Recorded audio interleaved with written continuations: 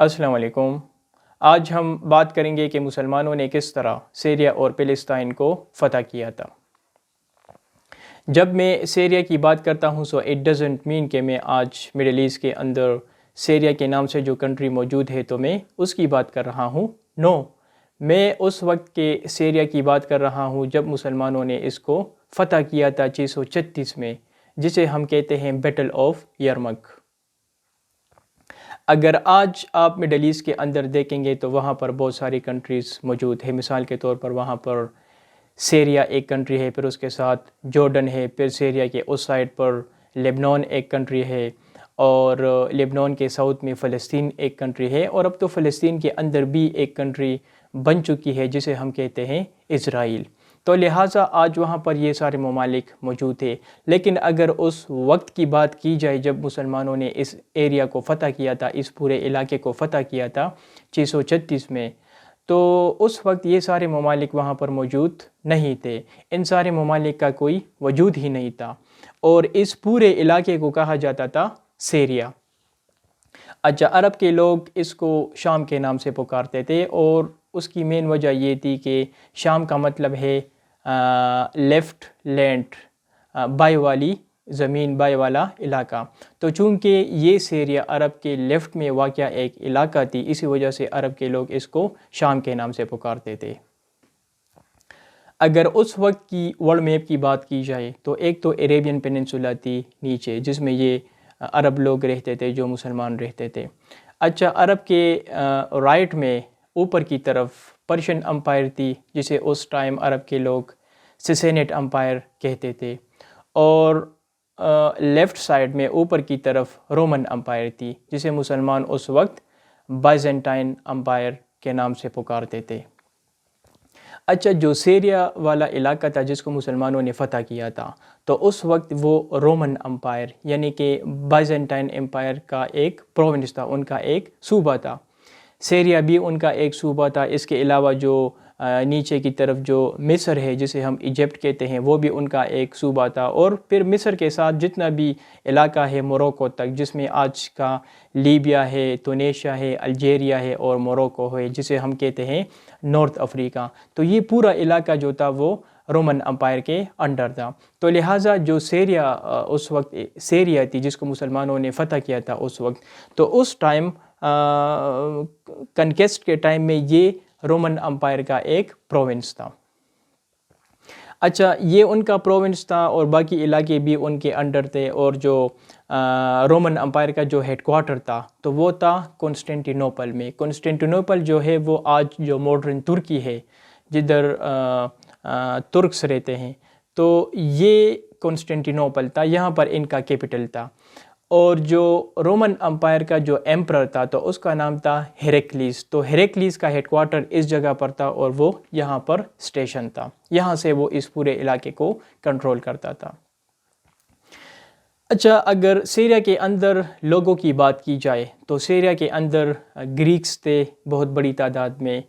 اس کے ساتھ ساتھ وہاں پر ایریمینس تھے بہت بڑی تعداد میں، اور اس کے ساتھ ساتھ عرب کے بہت سارے ٹرائبس پاپولیٹڈ تھے۔ جو سینٹرل سیریا تھی تو وہاں پر گریکس بھی تھے اور ایریمینس بھی تھے، اور وہاں پر عربس کی بہت زیادہ تعداد نہیں تھی۔ عرب کدھر پاپولیٹڈ تھے؟ جو سیریا اور جو عربین پیننسولا کا جو بارڈر تھا تو اس بارڈر پر یہ سارے عرب کے ٹرائبس پاپولیٹڈ تھے۔ اور اگر اس وقت کی میپ کی بات کی جائے تو ڈیماسکس سے لے کر نیچے آئلہ ایک جگہ تھی جو کہ سینائی ڈیزرٹ کے ساتھ اٹیچ ہے، تو ڈیزرٹ اور آئلہ کے درمیان یہ عرب کے سارے ٹرائبس پاپولیٹڈ تھے، جو کہ سیریا اور عرب کا بارڈر تھا۔ اچھا، ادھر کون کون سے ٹرائبس تھے؟ اگر ڈیماسکس کے سائڈ سے اوپر سے سٹارٹ کی جائے تو وہاں پر غسانت ایک ٹرائب تھی، پھر نیچے باقی ٹرائبس تھی جس میں جودام ایک ٹرائب تھا، اور اس کے علاوہ وہاں پر قزہ ایک ٹرائب تھا۔ تو بہت سارے ٹرائب جو تھے اس ایریا میں موجود تھے، لیکن عرب کے زیادہ تر جو ٹرائبس تھے تو وہ سیریا اور عرب ان کا جو بارڈر تھا تو اس بارڈر پر یہ سارے ٹرائب جو تھے وہ رہتے تھے، یہاں پر یہ پاپولیٹڈ تھے۔ اچھا، یہ جو ٹرائبس تھے اس بارڈر پر جو رہتے تھے تو چونکہ ہیریکلیس جو رومن امپائر کا ایمپرر تھا، ان کا ہیڈ کوارٹر جو تھا وہ کنسٹنٹینوپل میں واقع تھا اور وہ کافی دور تھی یہاں سے، تو یہاں کا جو بارڈر تھا تو یہ ان کے لیے کافی ایک مسئلہ تھا، ان کی پروٹیکشن، اس بارڈر کو پروٹیکٹ کرنا ان کے لیے کافی مشکل تھا، لہٰذا یہاں پر جتنے بھی ٹرائبس رہتے تھے، اگر وہ غسانی ٹرائب تھی، اگر وہ قزح ٹرائب تھی، اور اگر وہ جودام ٹرائب تھی، تو ان سارے ٹرائبس کو وہ سبسڈیز دیتے تھے، اینولی ان کو وہ کچھ پیمنٹ دیتے تھے، اور ان ریٹرن بدلے میں یہ سارے ٹرائبس ان کے لیے اس پورے بارڈر کو پروٹیکٹ کرتے تھے، کوئی پینیٹریشن وغیرہ یہ لوگ یہاں پر نہیں کرتے تھے تاکہ عرب سے یا باقی سائڈ سے کوئی انٹر ہو جائے سیریا کی طرف، تو لہٰذا یہ جتنے بھی ٹرائبس تھے ان کو سپورٹ کرنے والا جو تھا وہ ہیریکلیس تھا۔ اچھا، اگر اس وقت کی مذہب کی بات کی جائے تو چونکہ یہاں پر اسلام تو نہیں تھا، مسلمان یہاں پر نہیں تھے، یہاں پر گریکس جو تھے تو وہ بھی کرسچنس تھے، اور جو ایریمینس تھے تو وہ بھی کرسچنس تھے۔ اچھا، یہ کرسچنس تو تھے لیکن یہاں پر جو تھی سیکٹیرینزم تھی، مطلب ان کا جو فرقہ تھا کرسچینٹی کے اندر تو وہ الگ الگ تھا، مطلب کہ جو گریکس تھے تو وہ آرتھوڈکس کرسچنس تھے، اور جو ایریمینس تھے تو وہ مونوفیسائٹ کرسچنس تھے۔ اچھا، گریکس جو تھے تو وہ آرتھوڈکس تھے، اور وہاں جو ہیریکلیس تھا جو ایمپرر تھا تو ان کا تعلق بھی آرتھوڈکس کرسچینٹی سے تھا۔ اچھا، ان کے درمیان اختلافات یہ تھا کہ جو آرتھوڈکس کرسچنس تھے یعنی کہ گریکس تھے، تو ان کا عقیدہ یہ تھا کہ جو حضرت عیسیٰ علیہ السلام ہے تو ان کا جو نیچر ہے، خدا کا نیچر اور انسان کا نیچر تو وہ ایکول ہے، ایک ہے، اور جو مینوفیسائٹ کرسچنس تھے یعنی کہ جو ایریمینس تھے تو ان کا عقیدہ یہ تھا کہ حضرت عیسیٰ علیہ السلام ان کا جو نیچر ہے ایز اے گاڈ اور ایز اے ہیومن تو یہ الگ الگ ہے، تو یہ ان کے درمیان ایک بہت بڑا مسئلہ تھا، تو اسی وجہ سے یہاں پر کافی پرسیکیوشن بھی ہو رہی تھی، اور ریلیجن کے بارے میں آپ کو اسی وجہ سے بتا رہا ہوں کیونکہ میں آپ کو پھر بعد میں بتاؤں گا کہ جب مسلمان پھر بعد میں آئیں گے اس علاقے کو فتح کریں گے تو مسلمان کے ٹائم میں یہ لوگ بہت خوش تھے کیونکہ مسلمان جو تھے وہ کافی ٹولرنٹ تھے، ریلیجیس ٹولرنٹ ان کے اندر تھی، اور انہوں نے ان سب کو فریڈم دیا تھا جو کہ ایک ریکارڈ کا حصہ ہے، آپ سب جو ہے اس کے بارے میں سرچ کر سکتے ہیں۔ تو گریکس جو تھے وہ آرتھوڈکس کرسچنس تھے، اور جو ایریمینس تھے تو وہ جو تھے وہ مونوفیسائٹ کرسچنس تھے۔ اچھا، اگر عرب کی بات کی جائے جو ڈیماسکس اور آئلہ کے درمیان پاپولیٹڈ جتنے بھی عربس تھے تو اس میں اوپر کے سائڈ پر جو تھی وہ غسانت ٹرائب تھی، یہ سارے جو تھے وہ کرسچنس تھے، اور ان کو سپورٹ کرنے والا جو تھا وہ ہیریکلیس تھا۔ اب ڈیماسکس اور آئلہ کے درمیان اگر آپ اوپر سے آہستہ آہستہ نیچے آئیں گے تو آہستہ آہستہ کرسچینٹی جو ہے وہ ڈیکریز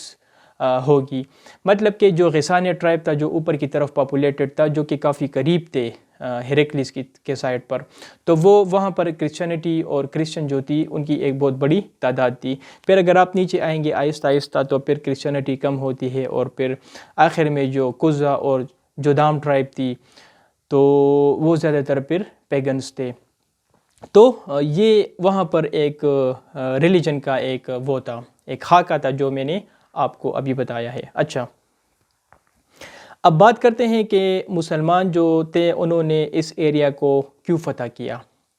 مطلب کیا سچویشن کریٹ ہوئی، حالات کیا تھے، ریزنز کیا تھے، تو اس کے بارے میں بات کرتے ہیں۔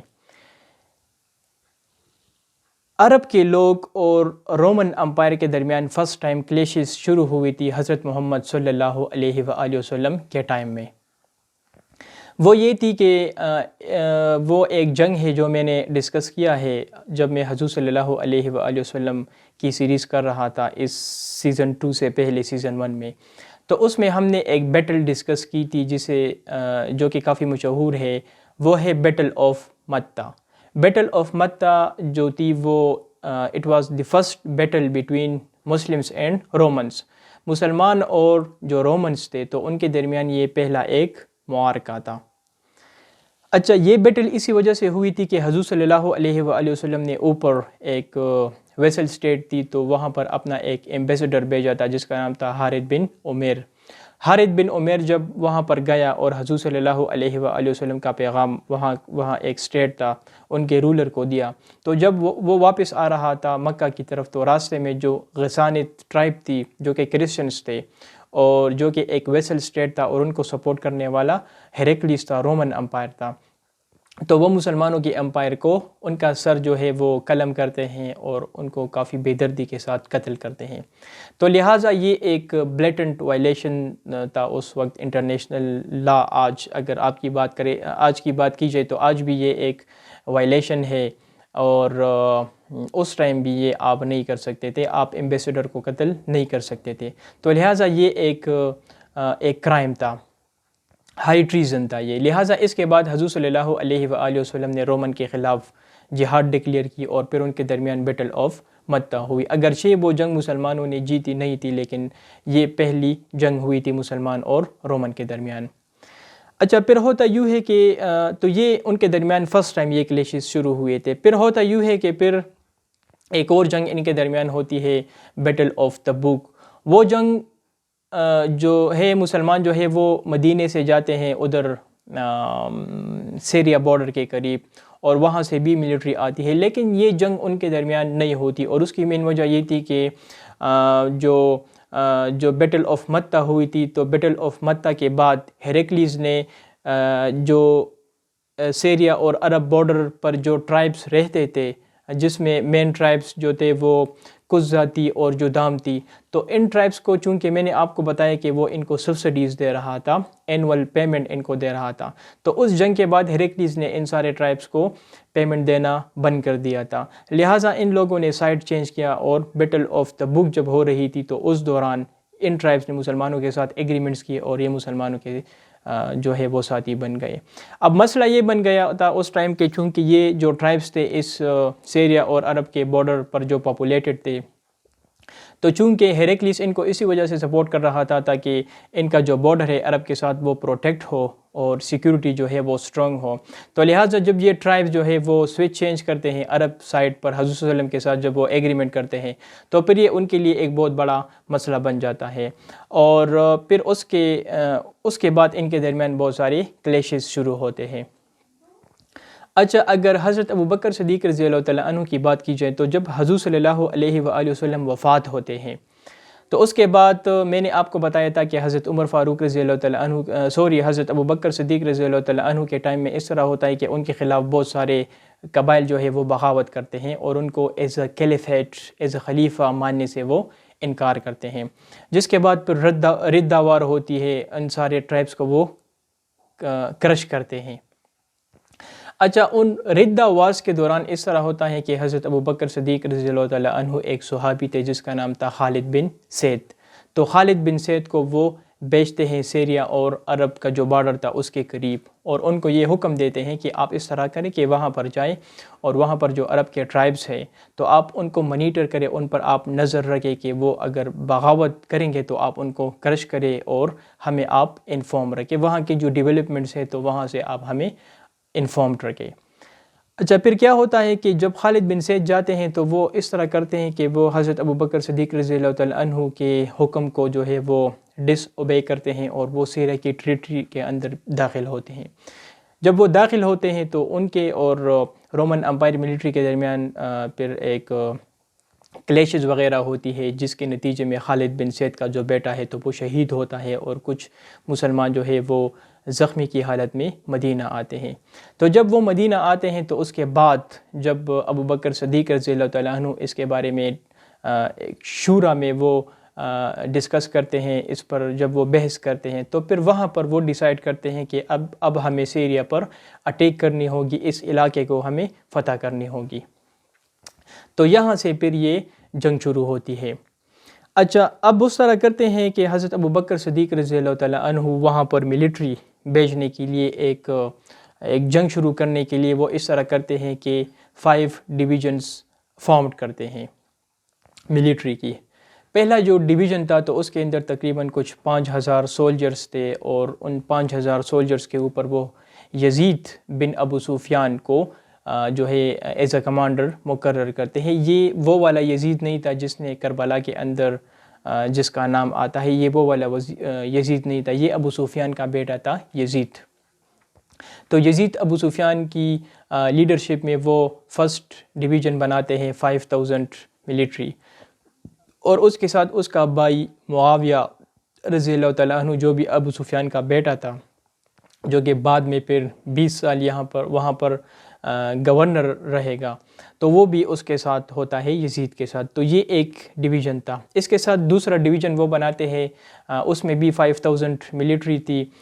سولجرز تھے، اور اس پر جو کمانڈر وہ بناتے ہیں تو وہ تھے شرابل ابن حسنہ. اچھا، اس طرح کرتے ہیں کہ ان دو ڈویژنز کو وہ ایک ساتھ بیچتے ہیں. یہ دو ڈویژن جو ہے جب وہ تبوک میں پہنچتے ہیں مدینہ سے، یعنی جب وہ روانہ ہوتے ہیں اور تبوک پر جب وہ پہنچتے ہیں تو تبوک سے اس طرح کرتے ہیں کہ جو یزید رضی اللہ تعالیٰ عنہ کے ساتھ جو ان کی جو ڈویژن تھی 5000 جو سولجرز تھے، تو وہ ڈیماسکس کی طرف جاتے ہیں، دمشق کی طرف جاتے ہیں. اور جو دوسرا صحابی تھا تو وہ اس طرح کرتے کہ وہ سینٹرل سیریا کی طرف جاتے ہیں. اچھا، جو تیسرا ڈویژن وہ بناتے ہیں تو وہ بھی 5000 کی ملٹری تھی، اور اس پر وہ کمانڈر بناتے ہیں عمر ابن العص، جو کہ کافی ایک مشہور صحابی ہے. تو اس کی کمانڈ میں 5000 ملٹری جو ہے وہ بھی مدینہ سے نکلتے ہیں اور وہ جاتے ہیں ایلا کی طرف، جو ساؤتھ سیریا ہے، تو وہاں پر وہ جاتے ہیں. اچھا، پھر کیا ہوتا ہے؟ پھر اس طرح ہوتا ہے کہ ایک اور ڈویژن وہ بناتے ہیں جس کی کمانڈ وہ دیتے ہیں ابو عبیدہ الجراح، کافی ایک مشہور صحابی ہے، اور وہ حضور صلی اللہ علیہ وآلہ وسلم کے بہت قریبی ساتھی ہے. تو اس کو بھی وہ وہاں پر بھیجتے ہیں، اور اس کو وہ سپریم کمانڈر بناتے ہیں سارے ڈویژن کے اوپر. اچھا، تو یہ سارے جو ہے سیریا کی طرف جاتے ہیں. جب وہ سیریا جاتے ہیں تو اس طرح ہوتا ہے کہ جو یزید بن ابو سفیان کے انڈر جو ڈویژن تھا، تو وہ ڈیماسکس سے ہو کر جاتے ہیں غازہ کی طرف، اور نیچے سے جو عمر ابن العص تھا، جو کہ ساؤتھ میں تھا، سیریا کے ساؤتھ میں تھا، ایلا کے مقام پر تھا، تو وہ بھی نیچے کی طرف جاتے ہیں غازہ کی طرف. اور غازہ کی طرف جب یہ دونوں جاتے ہیں تو یہ دونوں ڈویژن وہاں پر ملتے ہیں، اور وہاں پر رومن کی جو ملٹری ہے تو ان کے ساتھ وہ ایک جنگ ہوتی ہے، اور وہ جنگ وہ جیتتے ہیں، جس کے نتیجے میں غازہ ان کے قبضے میں آتی ہے. یہ وہی غازہ ہے جہاں پر آج اسرائیل اور فلسطین کے درمیان ایک جنگ ہو رہی ہے کئی مہینوں سے. تو لہٰذا وہ غازہ کو جو ہے وہ کیپچر کرتے ہیں، ان کے قبضے میں غازہ آتی ہے. پھر اس طرح ہوتا ہے کہ جب ہیریکلیس جو رومن امپائر تھا، جب اس کو اس بات کا پتہ لگتی ہے کہ مسلمانوں نے غازہ کو کیپچر کر لیا ہے، تو پھر وہ ایک موبیلائزیشن کا حکم دیتی ہے. ایک بہت بڑی تعداد میں وہ ملٹری کو تیار کرتی ہے، اور اس کی کمانڈ وہ اپنے بھائی تیوڈرس جس کا نام تھا، تو اس ملٹری کا کمانڈ دیتے ہیں، اور اس کو کہتے ہیں کہ آپ نیچے جائیں سیریا کی طرف اور مسلمانوں کو کرش کریں. اچھا، جب مسلمانوں کو اس بات کا پتہ لگتا ہے حضرت ابوبکر صدیق رضی اللہ تعالیٰ عنہ کو کہ ہیریکلیس نے اپنے بھائی کے انڈر ایک بہت بڑی ملٹری ساؤتھ کی طرف روانہ کر دی ہے، سیریا کی طرف، اور وہ مسلمانوں کو کرش کرنے جا رہے ہیں، تو حضرت ابوبکر صدیق رضی اللہ تعالیٰ عنہ نے اس طرح کیا کہ خالد بن ولید، جو کہ اس ٹائم پرشیا کے اندر جنگ لڑ رہا تھا، تو ان کو حکم دیتے ہیں کہ آپ اس طرح کریں کہ آپ سیریا ڈیزرٹ کو کراس کریں اور آپ سیریا جائیں، اور وہاں پر مسلمانوں کو آپ کی ضرورت ہے. لہٰذا خالد بن ولید جو ہے پھر وہ اس طرح کرتے ہیں کہ وہ سیریا ڈیزرٹ کراس کرتے ہیں. ان کے پاس 9000 ملٹری تھی، 9000 ملٹری، اور پرشیا میں جو کمانڈ ہے تو وہ الموتانہ کو وہاں کا کمانڈ ان کو دیتے ہیں، جن کے پاس 9000 ملٹری تھی. تو پوری جو ملٹری تھی پرشیا میں وہ 18000 تھی. تو 9000 ملٹری کے ساتھ، سولجر کے ساتھ، خالد بن ولید جو ہے وہ پرشیا سے پھر آتے ہیں سیریا کی طرف اور ڈیزرٹ کو کراس کرتے ہیں. جب وہ ڈیزرٹ کو کراس کرتے ہیں تو ان کی وہ جرنی بھی کافی فیمس ہے، کیونکہ لوگ کہتے ہیں کہ انہوں نے کس طرح اس ڈیزرٹ کو کراس کیا. وہ ایک ہیوج ڈیزرٹ ہے اور وہ واٹر لیس ڈیزرٹ ہے، وہاں پر کوئی پانی وغیرہ نہیں ہے. تو یہ بھی ایک ان کی کافی ایک بہت بڑی اچیومنٹ تھی کہ انہوں نے ایک واٹر لیس ڈیزرٹ کو کراس کیا تھا اور وہ سیریا کے اندر انٹر ہوا تھا. اچھا، خالد بن ولید جب سیریا کے اندر انٹر ہوتے ہیں تو وہاں پر اس طرح ہوتا ہے کہ پوری جو سپریم لیڈرشپ تھی تو وہ خالد بن ولید کو دی جاتی ہے، اور وہ ایک بیسٹ ملٹری جنرل بھی تھے. اچھا، اس طرح ہوتا ہے کہ وہاں پر پھر رومن امپائر اور جو مسلمانوں کی تعداد تقریباً کچھ اباؤٹ 30,000 تھی، اور جو رومن امپائر تھی تو ان کی تعداد مسلمانوں سے 5-6 گنا بہت زیادہ تھی. تو ان کے درمیان ایک بیٹل ہوتی ہے جسے کہا جاتا ہے بیٹل آف اجندایان، یہ 634 میں یہ بیٹل ہوئی تھی. اور اس بیٹل میں اس طرح ہوتا ہے کہ مسلمان جو ہے وہ ان کو شکست دیتے ہیں رومن امپائر کو. تو یہ پہلی بیٹل ہوتی ہے، وہاں ایک میجر بیٹل ہوتی ہے ان کے درمیان. یہ بیٹل جو ہے مسلمان جیتتے ہیں، اور جب اس بیٹل کی خبر آتی ہے مدینہ تو حضرت ابوبکر صدیق رضی اللہ تعالیٰ عنہ جو ہے پھر وہ وفات ہو جاتے ہیں اس بیٹل کے بعد. اب ان کے وفات کے بعد حضرت عمر فاروق رضی اللہ تعالیٰ عنہ خلیفہ بنتے ہیں، اور پوری جو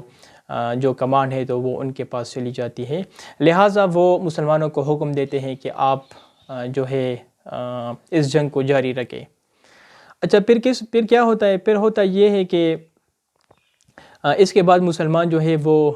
اس جنگ کے بعد ڈماسکس کی طرف جاتے ہیں. ڈماسکس جو وہاں پر ایک مشہور شہر ہے جسے ہم اردو میں دمشق کہتے ہیں. تو مسلمان وہاں پر جاتے ہیں، اور وہاں پر یہ سارے ڈویژن جاتے ہیں. اور ڈماسکس کے اندر ایک سٹی تھی جس کے بہت بڑے بڑے والز تھے اور بہت زیادہ گیٹس تھے اس سٹی کے. تو مسلمان جو ہے ہر ڈویژن ہر گیٹ پر جو ہے ڈپلوائے ہوتا ہے، اور پھر اس کے بعد وہ ڈماسکس کو 634 میں فتح کرتے ہیں. اور وہ ڈماسکس بھی فرسٹ ٹائم مسلمانوں کے قبضے میں، آج کا جو دمشق ہے تو فرسٹ ٹائم وہ مسلمانوں کے قبضے میں آئی تھی 634 میں. اور یہ جو ڈماسکس جو سٹی ہے، کہا جاتا ہے کہ مسلمانوں نے اگر عرب کے باہر کسی فورن کنٹری کو فتح کیا تھا، ان کے قبضے میں اگر کوئی سٹی آئی تھی فوراً تو وہ تھی ڈماسکس. ڈماسکس جو ہے اس کو مسلمانوں نے کس طرح فتح کیا تھا تو اس پر میں ایک الگ ویڈیو میں بات کروں گا. کافی ایک انٹرسٹنگ اس کی تاریخ ہے اور کس طرح مسلمانوں نے اس کو فتح کیا تھا، تو وہ واقعہ بھی کافی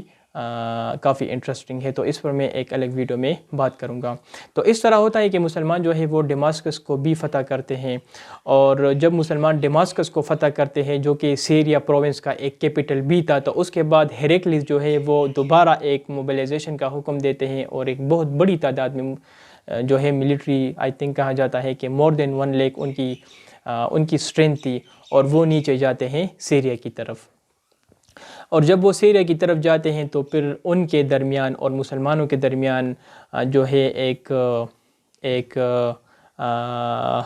ڈیسیسیو بیٹل ہوتی ہے، ایک فیصلہ کن معرکہ ہوتی ہے جسے اسلام کی تاریخ میں کہا جاتا ہے بیٹل آف یرمک. یرمک اسی وجہ سے کہا جاتا ہے کہ ڈماسکس کے نیچے ایک علاقہ ہے یرمک، تو اس علاقے میں مسلمان اور رومن کے درمیان یہ جنگ ہوئی تھی. تو اس جنگ میں مسلمان جو ہے ان کی لاس بھی بہت زیادہ ہوتی ہے، لیکن مسلمان یہ جنگ جیتتے ہیں. وکٹری جو ہے وہ مسلمانوں کو حاصل ہوتی ہے. اور مسلمان جو ہے ان کی کیجولیٹیز بھی تھی، لیکن رومن امپائر کی جو کیجولیٹیز تھی تو وہ بہت زیادہ تھی. اور اس جنگ کے بعد مسلمان جو ہے اس پورے علاقے کو، اس سیریا کو فرسٹ ٹائم کیپچر کرتے ہیں. مسلمان اس کو جو ہے اس پر مسلمان قبضہ کرتے ہیں فرسٹ ٹائم. تو یہ تھی بیٹل آف یرمک. اچھا، بیٹل آف یرمک جو ہے اسلام کی تاریخ میں کافی مشہور ہے. جس طرح مسلمانوں نے بیٹل آف قادسیہ میں پرشین امپائر کو شکست دی تھی 636 میں، تو اسی طرح بیٹل آف یرمک جو ہے وہ بھی 636 میں ہوئی تھی. اور یہ بھی اسلام کی تاریخ میں کافی ایک امپورٹنٹ بیٹل ہے، کیونکہ فرسٹ ٹائم مسلمانوں نے اس بیٹل میں پورے سیریا کو قبضہ کیا تھا، فتح کیا تھا. اور کافی ایک رچ پروونس تھا سیریا. رچ پروونس اسی وجہ سے تھا کہ یہاں کی جو زمین تھی وہ فرٹائل تھی، کافی زرخیز تھی. اسی وجہ سے سیریا کے اندر جتنے بھی ٹاؤنز تھے، جتنے بھی ولیجز تھے، تو وہ سارے جو ہے کافی مشہور تھے ٹریڈ کے لیے یا کاروان کے لیے. تو جتنے بھی علاقے تھے، ایون جو عربس تھے تو زیادہ تر لوگ یہاں پر تجارت کے لیے آتے تھے. ایون جو عرب کے لوگ تھے، قریش کی بات کی جائے تو قریش کے جتنے بھی ٹرائبس تھے تو سارے یہاں پر آتے تھے امپورٹ کے لیے اور ایکسپورٹ کے لیے. ایون حضور صلی اللہ علیہ وآلہ وسلم کی جو بیوی تھی حضرت خدیجہ رضی اللہ تعالیٰ عنہ، جو کہ ایک بزنس وومن تھی، جن کے ساتھ پہلے حضور صلی اللہ علیہ وآلہ وسلم کام کرتے تھے اور پھر بعد میں ان کی شادی ہوتی ہے. تو حضرت خدیجہ رضی اللہ تعالیٰ عنہ کا پورا کاروبار بھی سیریا میں تھا. اسی وجہ سے ابو سفیان کی بات کی جائے تو ابو سفیان جو ہے ان کی زیادہ تر زمینیں یہاں پر تھی. جو امیت خلافت ہے، جو امیت ٹرائب ہے، امیت جو قبیلہ ہے، ابو سفیان جن کے ہیڈ تھے، تو ان کی یہاں پر زمین بھی تھی، یہاں پر ان کے بہت سارے کاروبار وغیرہ بھی تھے. اور اسی وجہ سے چونکہ مسلمان یہاں پر جو ہے وہ ان کا آنا جانا بہت زیادہ ہوتا تھا. تو جب یہ جنگ ہو رہی تھی سیریا میں، تو اگر مسلمان اس میں کامیاب ہوئے تھے تو اس کے پیچھے مین ریزن بھی یہ تھا کہ مسلمانوں کو اس پورے علاقے کی جغرافیہ کی پوری انڈرسٹینڈنگ تھی، اس پورے علاقے کو وہ جانتے تھے، ان لوگوں کو وہ جانتے تھے، اس پورے علاقے کو وہ جانتے تھے. اگر ہم اس بیٹل آف یرمک کو اگر کمپیئر کریں بیٹل آف قادسیہ کے ساتھ، تو بیٹل آف قادسیہ میں مسلمانوں نے کافی کنفرنٹیشن فیس کی تھی، اور اس کی مین وجہ یہ تھی کہ پرشیا کے بارے میں مسلمانوں کو زیادہ انڈرسٹینڈنگ نہیں تھی. لیکن اگر سیریا کی بات کی جائے تو چونکہ مسلمانوں یہاں پر آتے جاتے تھے کاروبار کے سلسلے میں اور باقی چیزوں کے بارے میں، تو اسی وجہ سے مسلمانوں کو اس پورے علاقے کے بارے میں پوری طرح انڈرسٹینڈنگ تھی. تو لہٰذا یہ جو علاقہ ہے یہ بیٹل آف یرمک میں پھر مسلمانوں کے قبضے میں آتا ہے، اور پھر اس کے بعد جو ہے مسلمان اور ان کے درمیان بہت سارے ٹریٹیز بھی ہوتی ہے.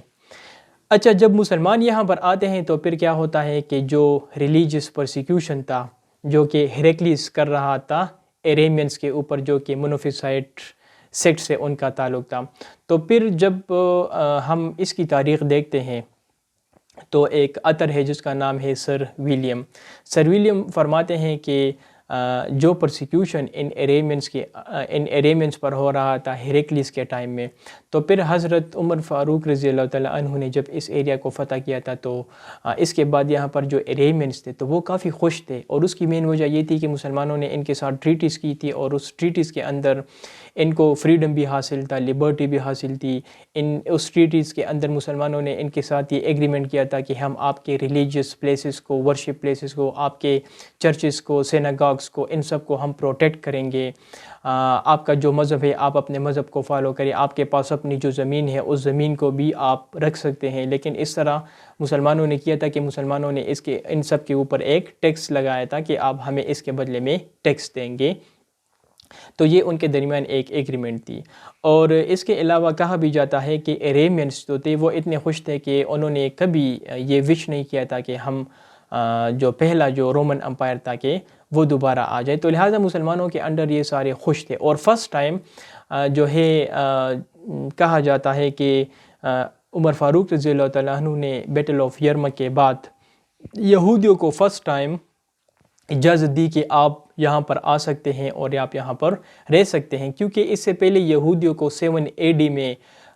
رومن امپائر نے یہاں سے نکالا تھا، ان پر کافی پرسیکیوشن کیا تھا، کافی ظلم کیا تھا. تو لہٰذا یہود 70 AD سے یہاں سے باہر تھے. تو حضرت عمر فاروق رضی اللہ تعالیٰ عنہ کے ٹائم میں انہوں نے یہودیوں کو بھی اجازت دی کہ آپ آ سکتے ہیں، یہاں پر آپ رہ سکتے ہیں، آپ کے عبادت خانے ہیں، ہم اس کو پروٹیکٹ کریں گے، ہم آپ کا بھی خیال رکھیں گے. اور اگر یہودیوں کی بھی آپ تاریخ دیکھیں گے، جوش کی بھی آپ تاریخ دیکھیں گے، تو وہ بھی اس کو کلیم کرتے ہیں، اس کو ایکسیپٹ کرتے ہیں کہ ہاں مسلمانوں کا جو ٹائم تھا، خاص کر عمر فاروق رضی اللہ تعالیٰ عنہ کا جو ٹائم تھا، so it was the golden time in the history of جوش، کہ یہ کافی ایک اچھا ٹائم تھا اور کافی پیسفل ٹائم تھا عمر فاروق رضی اللہ تعالیٰ عنہ کے ٹائم میں. سو یہ تھا بیٹل آف یرمک، جو کہ اسلام کی تاریخ کا ایک فیصلہ کن معرکہ تھا جس میں مسلمان جو ہے اس پورے علاقے کو فتح کرتے ہیں. اور یہ وہ علاقہ تھا کہ اس بیٹل سے پہلے یہاں پر اسلام نہیں تھی. تو پھر آج اگر اس علاقے میں آپ جو مسلمان سارے تقریباً میجورٹی یہاں پر مسلمان ہیں، سب مسلمان ہیں، تو جو مسلمان آپ آج یہاں پر دیکھ رہے ہیں، یہاں پر اگر عربین لینگویج بولی جاتی ہے، اس سے پہلے عربین لینگویج یہاں پر نہیں تھی. تو جو لینگویج یہاں پر بولی جاتی ہے، جو مسلمان ہے، جو بھی ہے آج یہاں پر، تو یہ اس بیٹل کے بعد ہوئی. اس سے پہلے یہاں پر اسلام کا کوئی نام و نشان ہی نہیں تھا. Thank you very much.